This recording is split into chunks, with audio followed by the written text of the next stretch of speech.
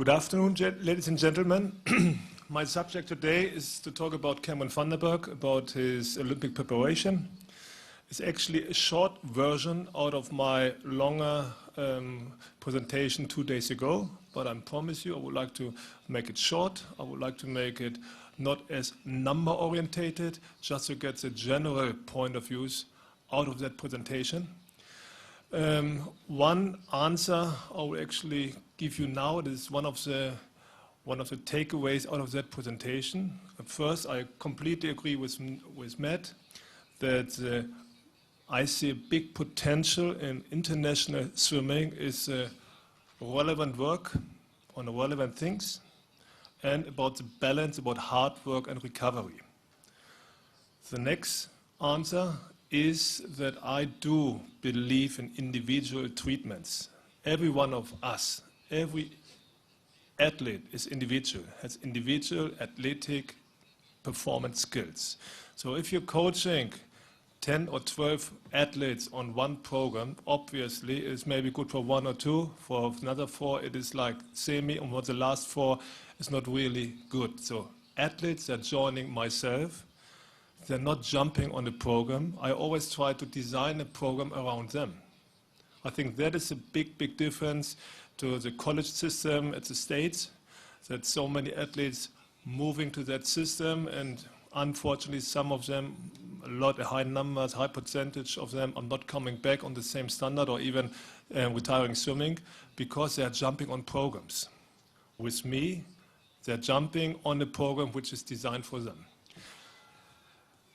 To understand what I mean, quickly touch my background. My background is actually that I started with the pool deck work in the beginning of the 90s after like 15, 20 years of swimming in the high standard.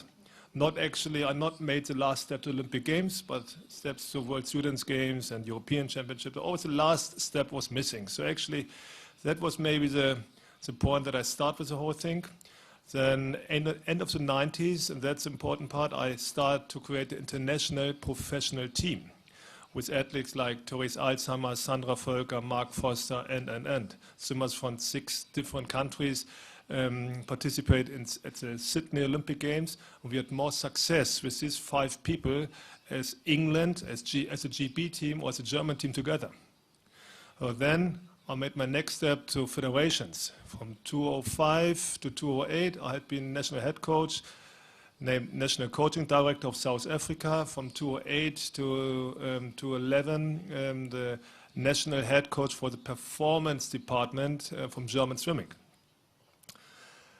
Actually, 2011, after Shanghai, I went to our president, the German president, and I said, I'm not accepting anymore to put my head on the block for decisions and actually for performance what I not believe in. So it was a complete disagreement between the coaching director and myself, and I said there's no way to continue that. Rather, you're going one way, but not always mixing away. So we won 5 medals in Shanghai, the German team, but I said if you're not willing to accept my strategy, then it's fine, I accept it, I have no problem with that, but then I'm moving out. That I have done. Then 6-7 months I consult Mexican swimming, or not coach Mexican swimming, but consult the Federation of Mexican Swimming. But I coach on pool deck Cameron van der Berg. And yes, I will show you some things about Cameron. What is he for a person? I will show you some things of season planning, and I will show you some results and takeaways out of this presentation. You can see Cameron, just as you do not know it, Cameron is the only person worldwide who is a world record holder in 50 and 100 meter short and long course. So that is an amazing performance standard, but he was actually pretty talented and was big promise when he was young, but he never made the last step. So on that point in time, he is actually on top of his performance. What does it mean? How we can manage to get an athlete on that performance? I personally believe, have a strong feeling, have a strong belief that athletes need to understand the system, need to understand basic physical educations. So they need understanding and confidence and strength, and obviously they need to be focused on quality and focused on training. It is actually easy to listen, to hear that, but not actually easy to make it, because a lot of athletes are professional athletes, like Cameron van der Berg. Cameron is living from swimming. He had a lot of people around him, a lot of people pushing him to one edge or to another edge, so it's always difficult to keep him online. But for that, he needs a constantly agreement with the targets and a constantly discussion and interaction with myself. Cameron, as a swimmer, he has extreme high speed abilities, and you can see the speed abilities not just in swimming. He's very good in running. He's running the 100 meter under 12 seconds. He had very good fine skills. He's a good golf player with a handicap of 4. So actually he could be, if he would be on that, he could be a professional golf player. It's very similar to an American breaststroker before. So these guys obviously have a special feeling about fine coordination, even in soccer. Cameron has a very high, good ability of high jump. So you can see all of his muscles, all of his whole body is actually pretty much built for speed. So he's a very good, what we say in Germany, gym responder. So actually, if you put any work in gym, what is actually designed for him, it's not a general work in gym, it's a work designed for his abilities. He's very good responding on that thing. So Cameron is actually doing the last gym work sometimes on the day of racing. Just now some numbers, but you can see how quick he has been when he was young. And you can see every year it's an improvement behind that. So, and I kept out the time, the period where he has been on the rubber costumes. But it just shows that Cameron, even he was a young boy, was a fast swimmer. What made other coaches telling me, hey, Cameron need to get a better performance on the 100 meter, he need to get a better staying power, better endurance. I do not believe in to push him on too much endurance, because endurance is not his way of delivering. After, when I was appointed as the head coach of swimming, obviously I couldn't coach Cameron for a while, for 2 years, and then he joined the program, a Japanese program. So this Japanese program, same coach as Kitajima, made him swimming 200 meter. What happened? On 200 meter he became an average athlete, but he couldn't swim fast for 50 meter, and the 100 meter dropped out completely. In fact, 2010 at the Mare Nostrum, a very famous, very big European meetings, like 3 meetings in a row, on that he was actually struggling to make finals. Just because 1 year of training in an area what he's not used to.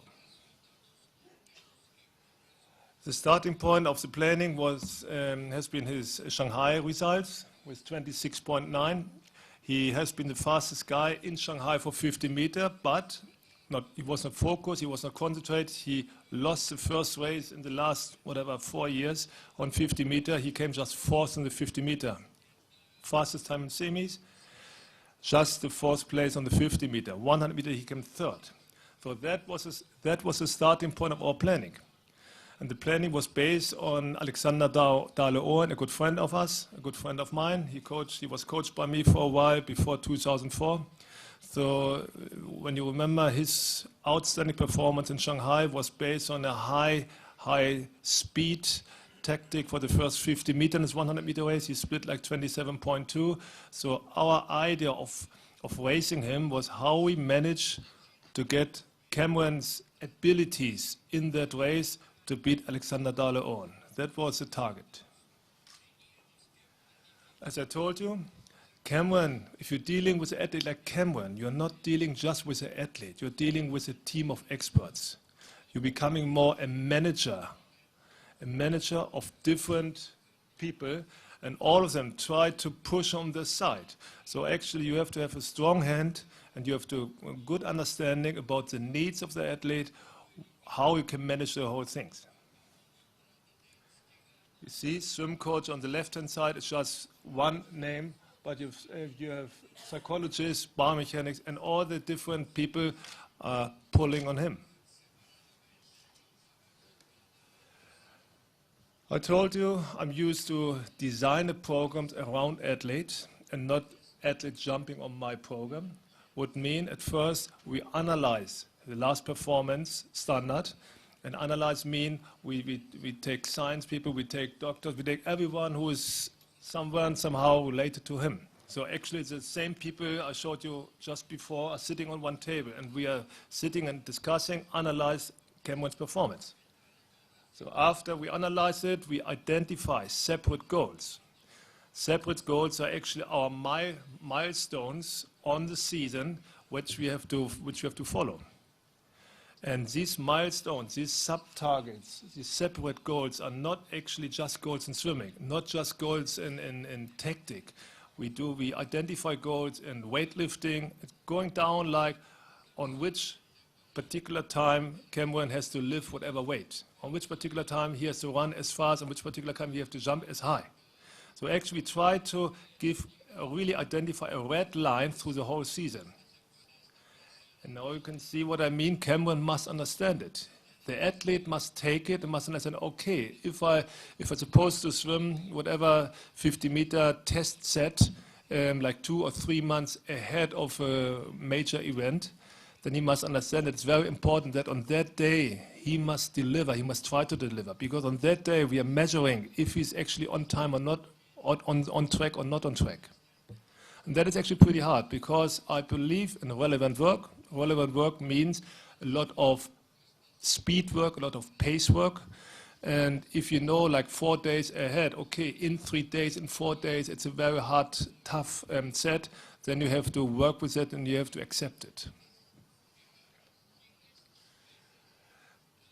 Just to give you an idea what I spoke about, we identify starts, turns, cycle movements, whatever, and race tactics. And just touch the last part of it. The race tactic was based, what I said, on the tactic to beat Alexander Dale-Owen. Cameron has a very high speed element in his race, so obviously he's a world record holder. We should maintain his speed for the first 50 meter, let him attack from 50 to 75 meter and survive the last 25 meter. Everybody was telling Cameron and me, Cameron has to do a lot of mileage to survive it. But always when we put too much mileage on Cameron, then actually he not recovered as quick. Obviously he has not the mileage, he not made the mileage when he was a young boy. So it takes too much time, and his speed standard came too much down. Same in gym. Gym was for the first part of that season, we actually focused a bit on, the whole story was maintaining his fitness level. The first part of the season, we actually pushed a bit the fitness level, but the last 6 months we're just maintaining it. And obviously working for the last 50 meters, the last 25 meters for the final race Olympic Games.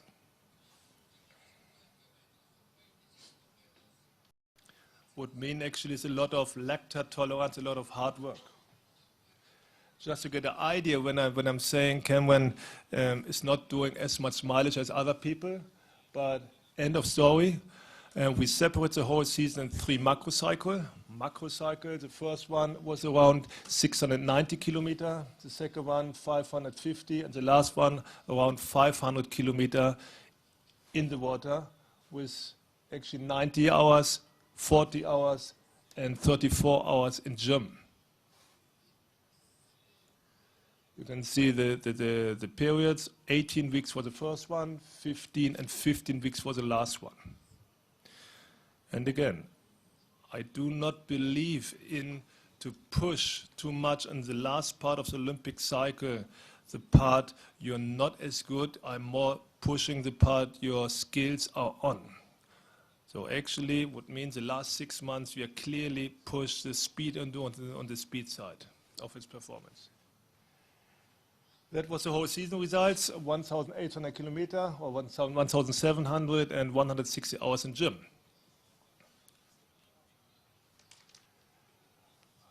Olympic season competition planning. I do believe the same as the Australians and the South Africans in the combination out of racing and training philosophies. Would mean you're going to competition, to galas, to high standard galas, and you train on that. So obviously the first macro cycle finished or ended at the SA Nationals, as Olympic qualification in April, just with a short taper. And then we went to the Mare Nostrum, a very famous European, European competitions, Barcelona, Canet, Monaco. He got sick a bit on the last one, so we add 2 other galas on it. It was Rome and Paris. The idea was always that we identified at the beginning of the season our perfect 100-meter race in London. And I never pushed him before London to do a whole 100-meter like that, what he would like to do in London. I always said, okay, now we do the first 50, or just the third 25, or the last 25. We took pieces out of that race and actually tried to simulate it in the race before. You can see it here at the South African Nationals. He swam 59.7, and he split 28.2 with a 2-week taper. In the next macro cycle in Barcelona, we said, okay, now try to push the first 50 meter and then just go back under control. So the first 50 meter, he came down to 27.7, and end of story was exactly the same time for the 100 meter, 59.7 at the Nationals in Durban, 59.7 in Barcelona. But with a completely different target, with completely different tactic.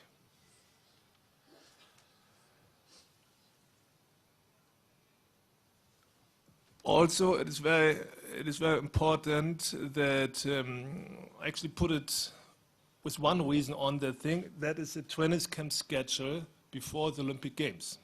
With my experience in Germany, was always that a lot of athletes complaining about too much away from home. They can't do this, they can't do that. For South Africans and obviously for the Australians, and because they are living so far away, but it is another point of view. For them, it's not a big story to be 2.5, 3 months out of country. So when Cameron left for the Mare Nostrum tour, something in April, end of April, he came home after Olympic Games. He went through 1, 2, 3, something like 4, 5 different training camps. And at end of story, I really believe it's making him tough because he's dealing all the time with different environments. And you must not believe that Cameron van der Burg has the best environment at home. Cameron van der Burg is, because I'm not always in South Africa, he hired an assistant coach. So actually we are permanently online training. He is with me something like 2 weeks and then 2 weeks out of at home, then another 2 or 3 weeks with me. So it's always like in and out. And twice a week, twice a week he's swimming in a normal pool with no lanes, with public right and left. Because if he's just doing the easy aerobic stuff in the morning. But some people, if I would compare to the Germans, they would say, it's not possible, you can't train here, and obviously it's not an optimal situation, but it's made him tough. So to any pool, any environment which he came on his track to the Olympic Games was always better as at home. So in that one, he was not complaining about it, that okay, he accepted, and that's the way how he dealt with it. He left South Africa on that point before the Mare Nostrum tour and said to the media, I will come back with Olympic gold medal. This is a completely different approach as other people. he accepts the pressure, and I think that was the key, what he got to be successful. He knew exactly what will happen at the Olympic Games because we went from the technical parts so often through the different specific parts of the race. So he knew what he's capable for, but he accepts the pressure. The normal week schedule, I think it's for most of you known. Tuesday, Wednesday, and Saturday we're doing hard swim sessions. I mean every second day. Monday, Wednesday, Friday we're doing gym. So obviously that is what I mean. These Tuesday, Thursday, and Saturday sessions, he must accept that will be a really relevant work.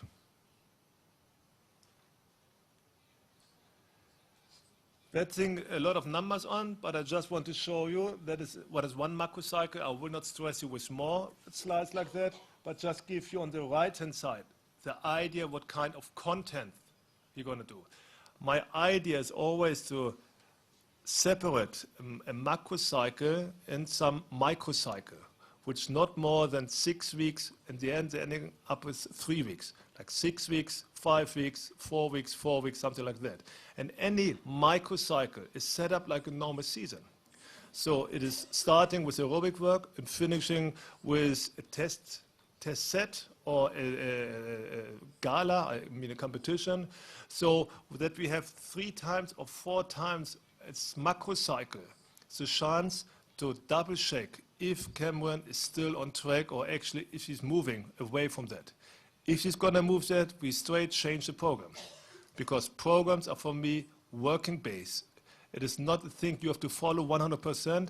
You have to listen to the interaction, to the message of your athlete. The message of your athlete could be in performance, could be in behavior, or could be in other things. But anyway, you have to listen to your athlete, to the message of your athlete. Here's maybe much better. I understand the colors are not really clear to identify, but at the end, this slide, this graph should show you 3 macrocycles, and you can see if you follow one of these graphs, every 3-4 weeks is going down, recovery week, then go up again. 3-4 weeks down, recovery, and up. So I make Cameron van der Burg and all my swimmers actually gives them much more the feeling of race, much more the good feeling of speed, even in the normal macrocycle. I believe that is not really important for you. That is just an idea what aerobic work we are doing, because a lot of people just believe we are doing just sprint work with Cameron van der Burg. That's not the point. Also aerobic work is there. I will show you here on just one slide. That is, no, not now, not now. It is Monday left, Saturday is the right thing.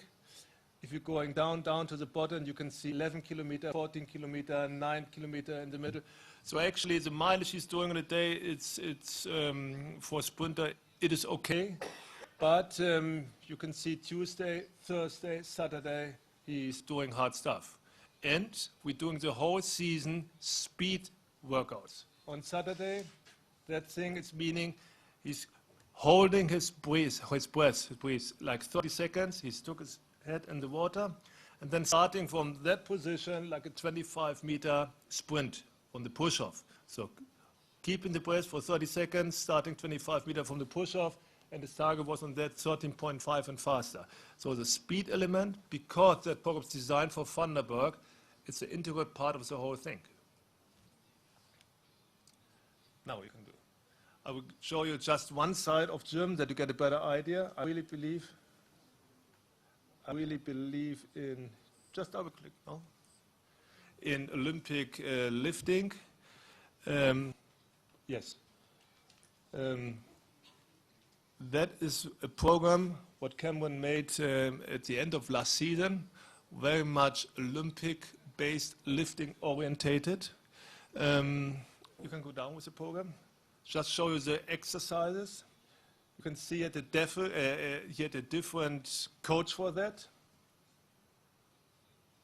More down, more down, more down, kettlebell. Just stop it, please.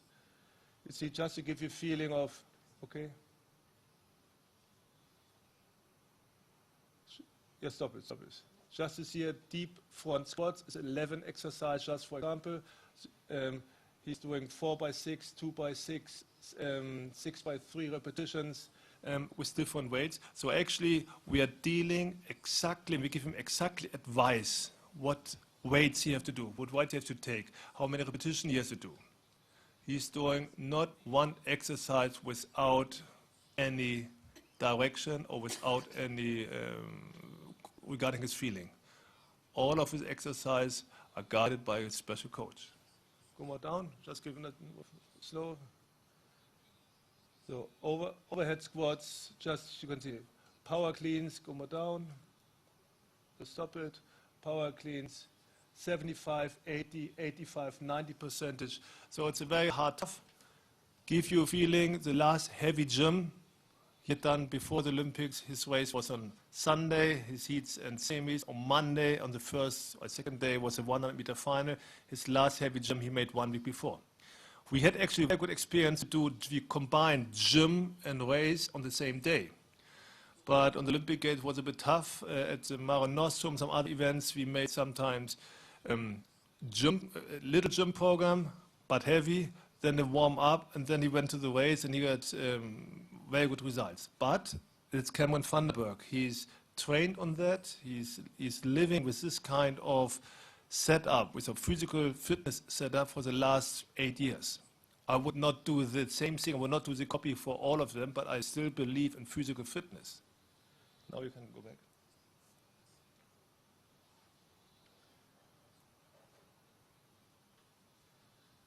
Yeah, there are some other. Oh, okay. Well, anyway, 5 minutes and I'm done. No.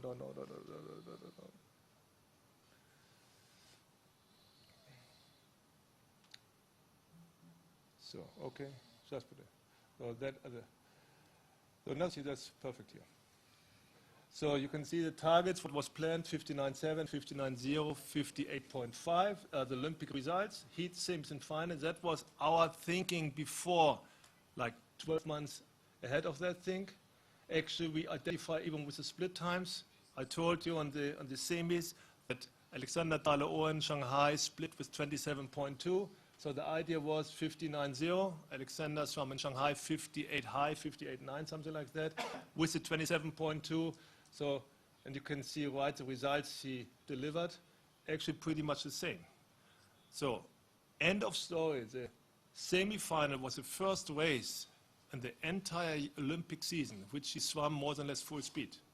Even the heats, and obviously all the other races in Barcelona was not always full speed. It was just a part of the race.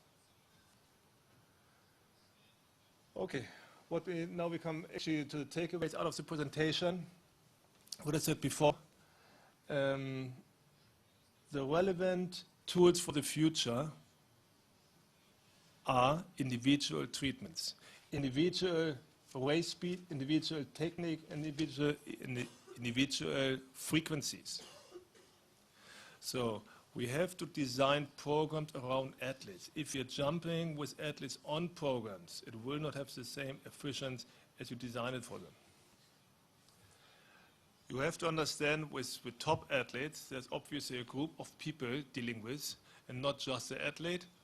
And end of story, you also have to deal with the agent. And this is sometimes not the easiest thing because agents have different needs, different approach. Then they take so much for him out, they take him out for 2 days, and you have to understand it, and you have to make the program around him. Another important thing is that I do really believe, because of my background, especially the last couple of years of sports science, but sometimes you have to understand the message of your athlete. The interaction with your athlete is so compulsory, it is important. Sometimes sports science is not a fast track. You have to work with your art of coaches, and you have to motivate your coaches that they feel that the field is sometimes much more worth than the sports science background. So coaches must sometimes tough enough to ignore the science background because they see the message, understand the message of athletes. And obviously, The key will be the relevant work and the relevant balance between hard work and recovery. Maybe athletes in the 80s and beginning of the 90s train much harder because they train not as much based on this recovery thing. Every day, every week, they got harder, more mileage, more. But obviously, the athletes of today are faster than them. Why it's happened? I agree, most likely because of the better relationship between recovery and hard work. And at the hard work, it's not the average work asked for, it is a race tactic or a race frequency, race technique asked for. So always push your athletes and bring them in the race environment as much as possible. Thank you for that. Maybe it was a bit longer, but that was a short version out of the long version thing for 2 days ago. Hopefully you get a better understanding of Cameron van der Burg's preparation for the Olympic Games. Thank you.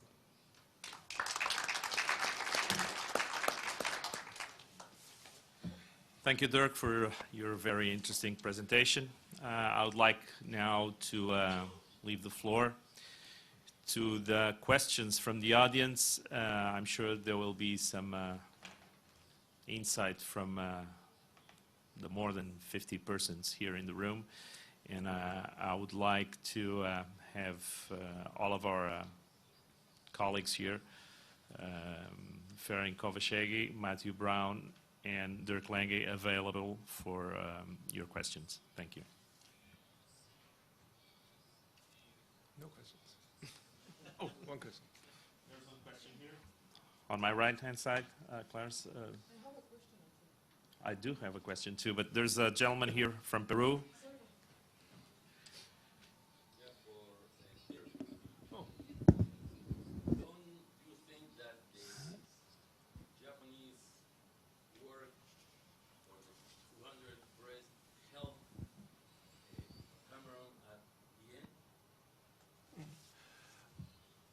It helped actually in sense of to managing long or big mileage programs, just to accept it.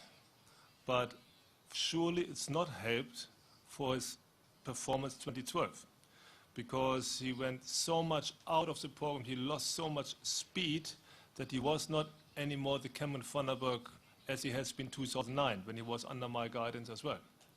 So just give you understanding what happened. Very much the same what with James Gibson happened beginning of the way of the 2004 Olympic Games, and was pretty much the same because he has been a world champion, I think, Barcelona for 50 breaths and second or third for the 100 breaths. 1 year later, they tried to push him for the 200 breaths, and what happened? He became an average 200-meter swimmer, but he lost his speed. He never ever became a world champion 50 meter again. Cameron struggled to make a final in Barcelona. He was not even able to swim faster than 104. He was always tired, always exhausted. Obviously, he jumped on the program. The program was not made for him. He swam too slow, his technique was gone, but I agree, it helped him to get a better understanding, better feeling how he managed like 14 or 13 kilometers a day. Clarence?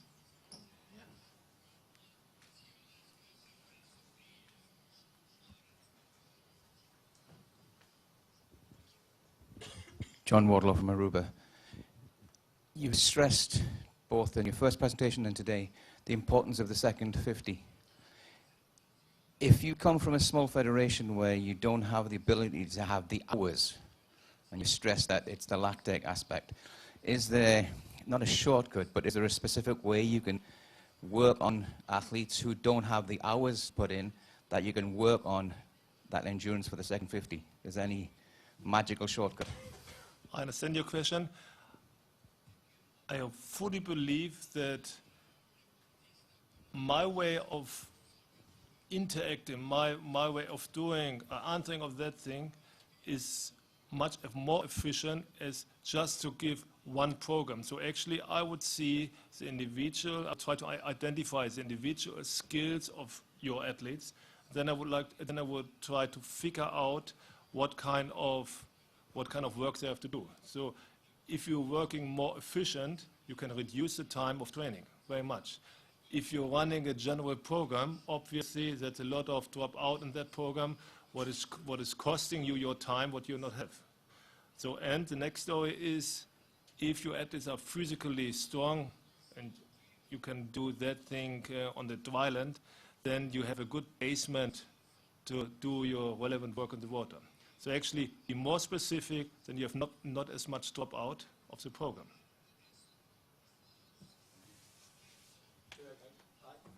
Yeah. Sorry. Because Dirk mentioned James Gibson, and that's exactly what happened. But to go to your point right there, when James Gibson won the Worlds, he was going like 35,000 a week, but supplemented that with a lot of land conditioning. So he had very easy speed and can go 27 for the 50 and went 60 point for the 100. But as soon as he went up to like 65K a week, it just flattened the speed, and as Dirk said, it never ever came back. So you just got to play to your strengths of your athletes, of what you've got, and if you haven't got the pool time, then you just supplement that with appropriate land work. But exactly as Dirk said, my opinion is that the training has to be very specific, and you've got to plan it well and do exactly the right things for your athlete at that time. So I would agree with you, Dirk, on that one, because that's exactly what happened to us. Thank you. Thank you for your input. I'd like to put a question to Ferenc so that Dirk doesn't monopolize all the questions here today. And I'm sure that you will also have questions for Matt. But going back to open water swimming and also your swimming experience, you mentioned what everybody was able to see, that both Olympic champions this year in London, Eva and Osama, came from the pool. Being in presence of a FINA Task member here in the audience, I'd like to raise another issue. Do you feel it's a coincidence that both Olympic champions and 2 out of the 3 in the podium came from the last-minute Olympic qualifier event and not from the first top 10 qualifiers 1 year ahead at the World Champions? And do you feel that FINA will have to think about changing the way of qualifying the tough top 25 that will swim the open water? Or, like I said before, it's just a coincidence that 2 of the top 3 came out of the qualifier and out of the World Championships, where one would figure would be the best swimmers? From that lot, I mean. Yes, Paolo, you are right. You see, in Setúbal, Eli Anderson was the first, Evaristo was the second, and Meluli also was the first, and they qualified in the last moment. As you know, the qualifying event, it was only 2 events. You know, the last year Shanghai World Championships final and this qualifying tournament. My opinion, it could be better if we make more qualifying events because, for example, in Setúbal, there were 66 the race. I think it was too much.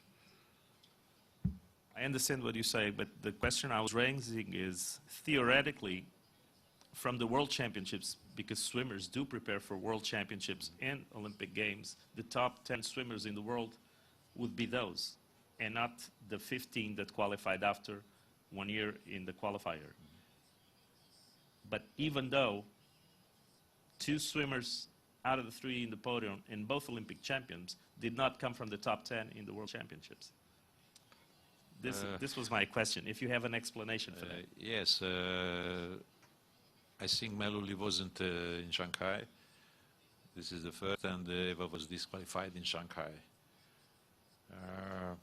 Probably if they are in the last year in this World Championship, probably they could win last year. But unfortunately it has happened, and that's why maybe it just boosting my point of view, you see,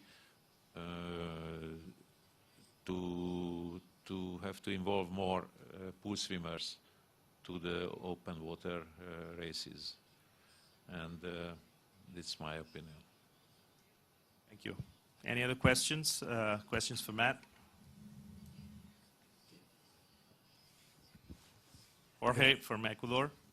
Yes, going back to the question about the pool swimmers this year winning in the pool and in the open water. Don't you think there has to be a reason? Then the general in cases of Thomas Lures, he didn't have any experience swimming against Osama. And in the way that Osama swam the event, Lourdes didn't have any clue what's going to happen. You know, I still can see Thomas Lourdes' the face of surprise in the way he's swimming. He couldn't catch Osama. You know, normally he just swim in the back and they just jump in the last minute. Osama just took off and he never could catch him. So he's not been an open water swimmer. They didn't have the experience. And the same thing happened with the girl. The group, they work open water, didn't have the experience. They didn't know these swimmers, how they swim.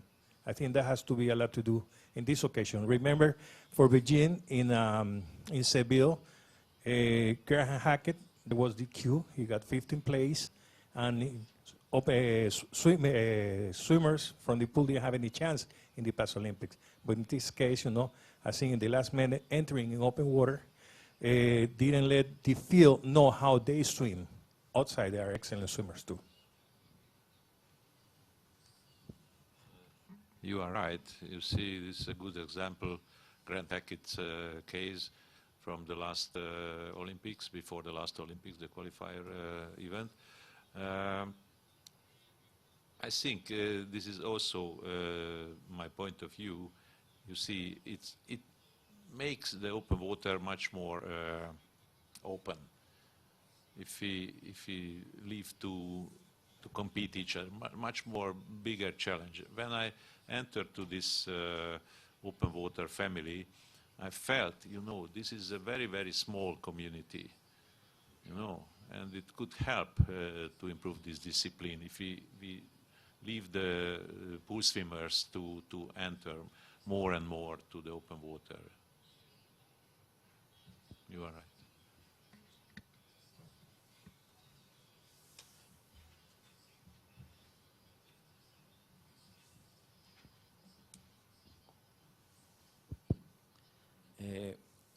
Maybe the open water training is not yet as good as the swimming training. I mean, pool swimming training.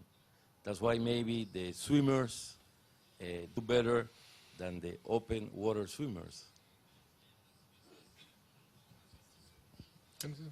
Dirk, you want to comment on this before Ferenc? Yeah. No, you know, because I deal with the German team for the last 4 years, with all respect to the open water swimmer, but I really do believe what you are saying, a bit similar, but more specific way. You see, who's usually moving to open water? Open water, these guys are moving over, which are not able to make the speed for the 1500 meter. And obviously, in my last presentation, I spoke more about the speed element for the different disciplines.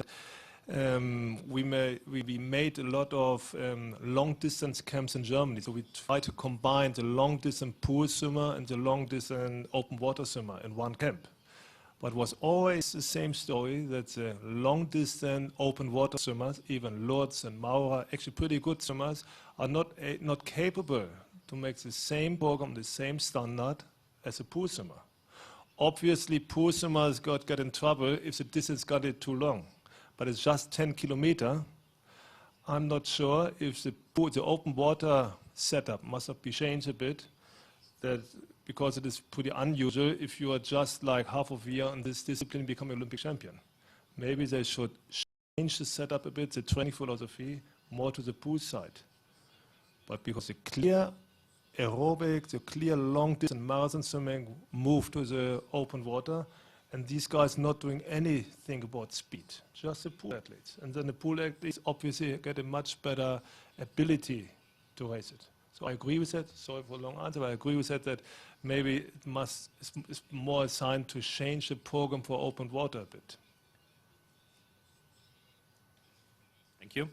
I have a quick question for Matt. I was surprised by your comment.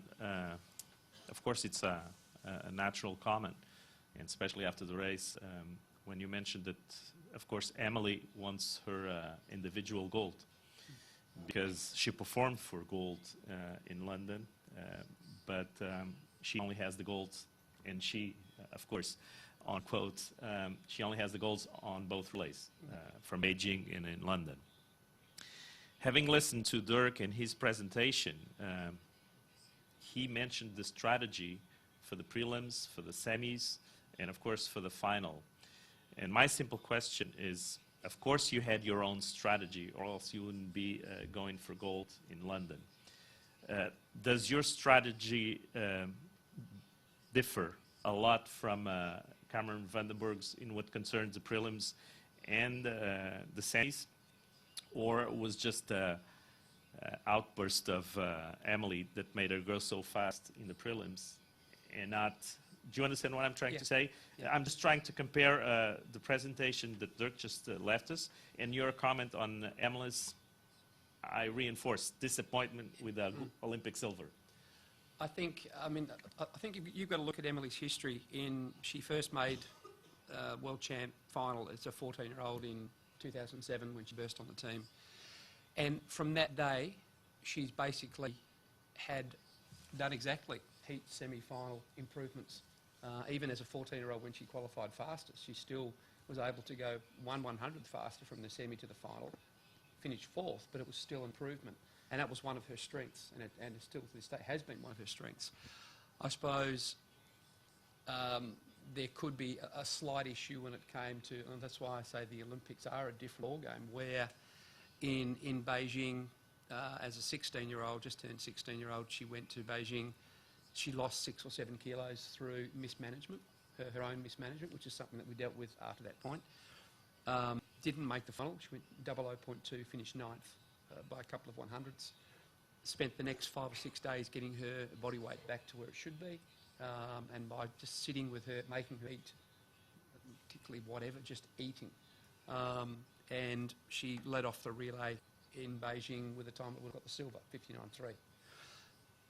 Over the next period of time, those issues tended to be looked as if they were non-existent. Her professionalism came through well. She was dominant in 2010 after the suits were gone, because she was a much better athlete without the suit than with the suit. And then got sick last year quite badly, and it was an ongoing thing until finally she had surgery to remove the cause.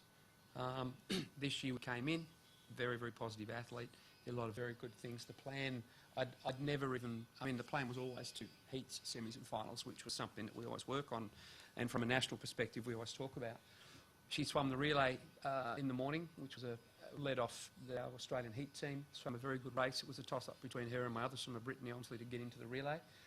If it was a cause like that, both Emily and I had said, well, if it's a choice between somebody, pull her out of it, because she's got her major race starting the next day. She was happy to not swim the final. Swam the heat that morning, and this is the irony of it. And I was having a meeting with Emily Friday before we went to come here. That even to this day, she says that was the easiest 100-metre backstroke I've ever done. All the statistics, her stroke counts, and 2 strokes less on the way out, 3 strokes less on the way back. Rates were low. It was a very comfortable swim, and yet it was 58.23. It's only a whisker off the world record. I expected the night swim, the semi-final, to be a little bit not as good. She was 58.3 in the night. It was more of a technically race, but she was physically tired from the emotional hype that went with a heat swim like that. And by the time the day of the final came, and hindsight's a wonderful thing, if I could have my time over again, I would have thrown the telephone away, would have been gone. The amount of distraction that social media caused, and she admitted to that. But it's if and what that happened. And to the point where Brittany Omsley texted me, I was in the village with them, and said, look, Em's not eating. She's so nervous about tonight. And it was just so contrary to the way that the lady is. She's never had issues with competition. She swam 24 races in Commonwealth Games. She's multi-evented at Pan Pacs with the best in the world. She's swum at World Championships and done exceptionally well. She lives to compete. So it was a real anomaly when, you know, with the experience of that 100 back, and I think thrown by such an easy, fast performance in the morning, everyone had started telling her, "Oh, you got this," and I think she believed it. So again, these are the things that you have to deal with, even with an experienced athlete. Got to wait 4 years. Thank you, Matt. We have time for one more question, if there's a question from the audience.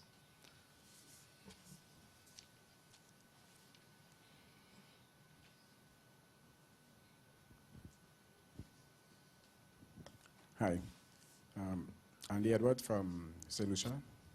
We do open water swimming between the islands in the Caribbean, but this is like to Dirk and Frank.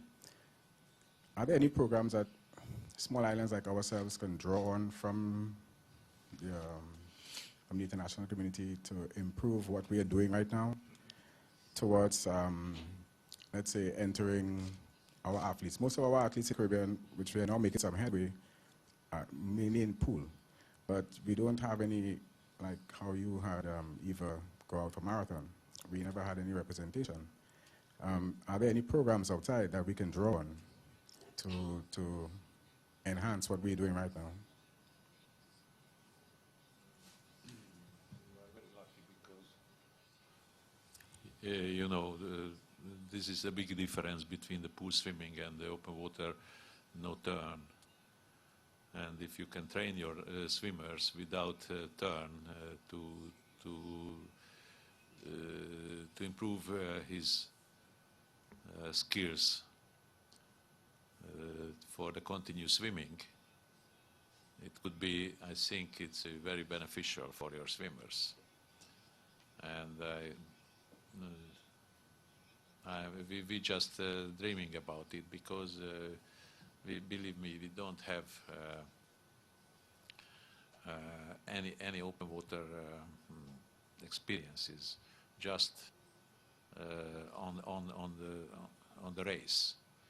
You know, if you can make trainings in a shallow water or a deeper water, it will be very beneficial for your preparation. It's my opinion. Thank you, Ferenc. Thank you. Well, on behalf of FINA, I would like to thank you to all our guest speakers here today for sharing their thoughts and insights. Of course, there are many new trends in coaching and team management that are changing the way we looked at our sport. And I'm sure that you will all agree that it's always interesting to see that what new techniques can be used and what we can learn from one another so that we all continue to be as successful as we can, and of course, to best of everyone's knowledge. And to end the session, I would like to leave a token of appreciation in the name of FINA to every of our guests. And I'll have here a plaque of appreciation to Ferenc Kovacségi.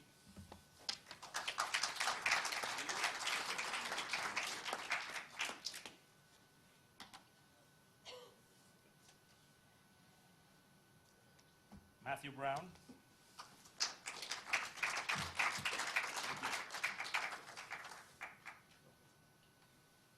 And of course, Dirk Lange.